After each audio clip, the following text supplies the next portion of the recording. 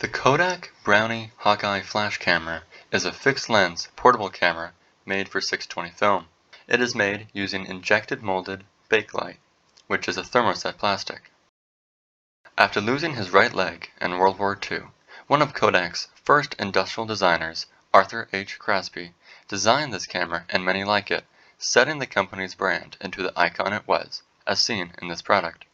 It features rounded corners, large buttons, grooved surfaces for grip, and an overall small package, making it one of the best beginner's cameras. The use of Bakelite, with steel accents and a compact carrying handle, gives it a functional yet elegant aesthetic. Designed to be as simple as possible for the average consumer, and its compact style, it is regarded as one of the most popular point-and-shoot style cameras available for the time, and even long after its 12 years of production.